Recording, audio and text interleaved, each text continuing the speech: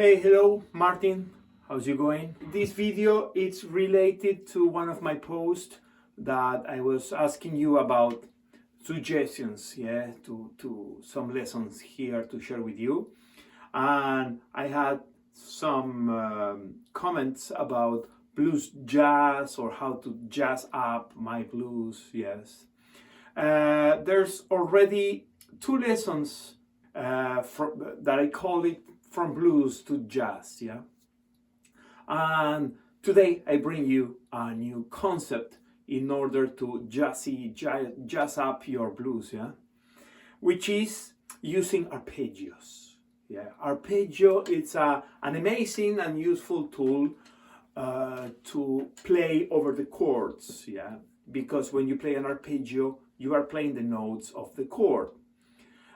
So we have major arpeggios, minor arpeggios, we have seventh dominant arpeggios, major seventh arpeggios, yeah. I mean, we have an arpeggio for each chord we can play. Sixth arpeggios, yeah. Diminished, half diminished, augmented arpeggios. So today I would like to just focus in one of them, which is the dominant seventh arpeggio, the seventh arpeggio, because in blues we use seventh chords, yeah. So it's a good idea to highlight those chords with this tool, yeah. So let's say we are playing a blues in the key of G. So we have G7th, and we have C7th, like this, yeah, or like this. And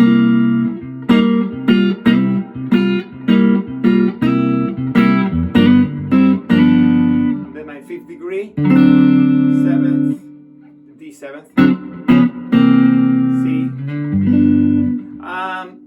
We can use also ninth chords, yeah. C9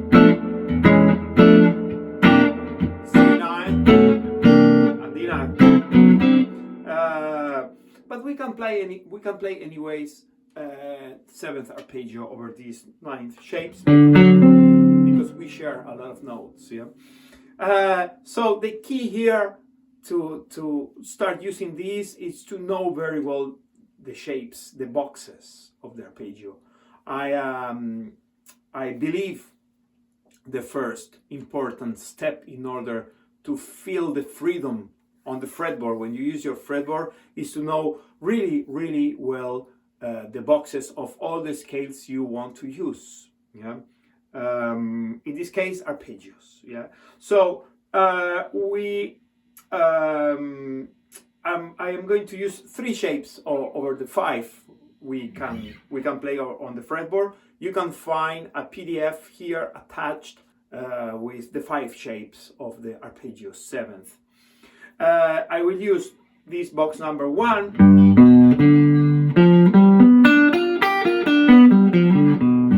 for my G7th. I play root 3 5 flat 7, root 3 5 flat 7, root. I could play this third again here. For my C chord, I will use box number 4 of C. Root 3 5 flat 7. And for my D chord, I could use the same box number 4 I already used on my C, but also I could use box number 3 so I can learn a new fingering, yeah. So I am learning, for this example today of a blues, I am showing you three fingerings, three boxes of this arpeggio seventh.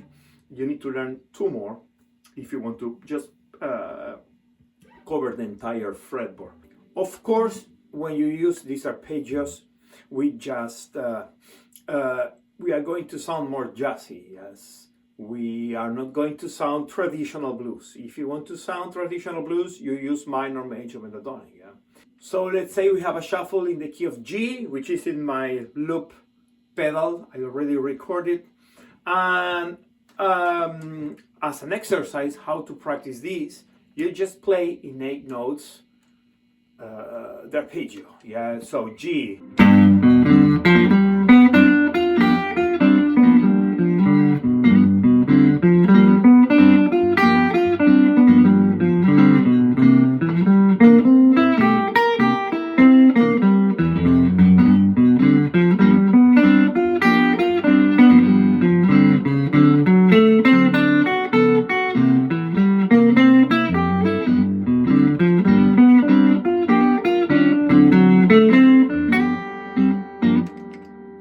Yes, so I was playing, as I told you, 8 notes, swing over the 3 chords. This is a good starting point, yeah, because you will warm up your fingers, you learn your shapes. What you can do also is you can name the intervals you play. Root 3, 5, 7, root 3. So it's a good way to learn the intervals, yes, in this area. So once you do this, what you need to understand is we don't have to do this all the time, play the full box, because it's going to sound too mechanic. Yeah? So we can start doing, I try the first 4 notes, 2, 3, 5, 7, and I start mixing this with, I mix up with pentatonic scale. Yeah, so.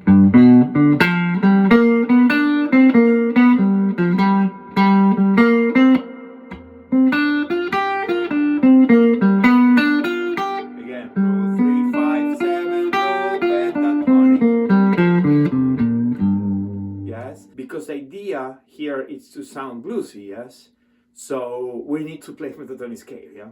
So arpeggio, pentatonic, arpeggio, pentatonic. You can divide your arpeggio in 3 zones. Root 3, 5, 7, root 3, 5, 7, root 3. Yeah, so, or you can play 3, 5, root 3.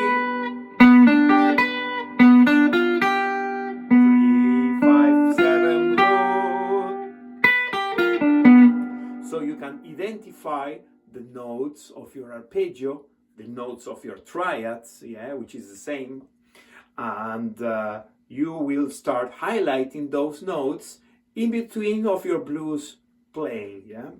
So I will give you some examples.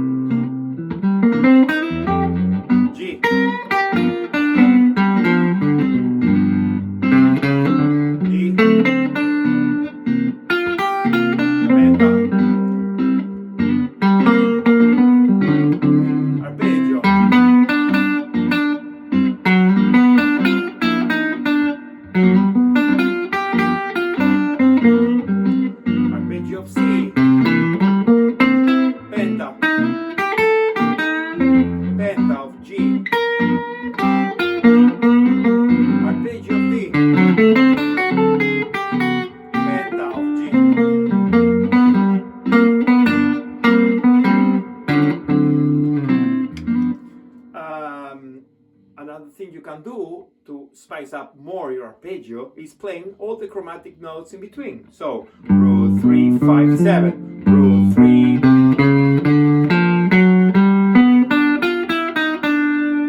Yes, whenever I have a gap here with frets, free frets, we can just fill up those spaces with chromatic notes, yeah, and sounds more jazzy, yeah.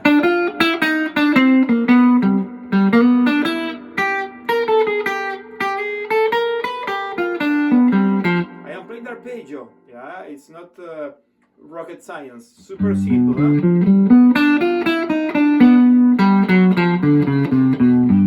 Yeah. And as as I told you, everything is going to sound more and more bluesy when you start adding pentatonic scale. Yeah? Again, one more example. I start with arpeggio.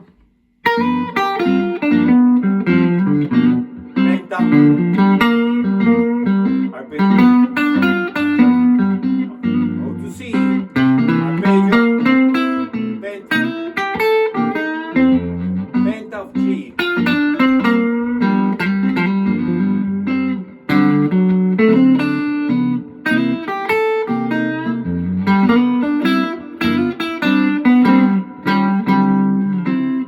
If it's too fast a shuffle, just put a slow blues, yeah? So let's play a slow blues in G.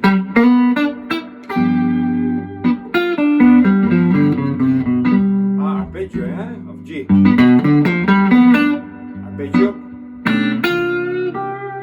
We are on C, but I continue in pentatonic. G. Arpeggio of D. Penta.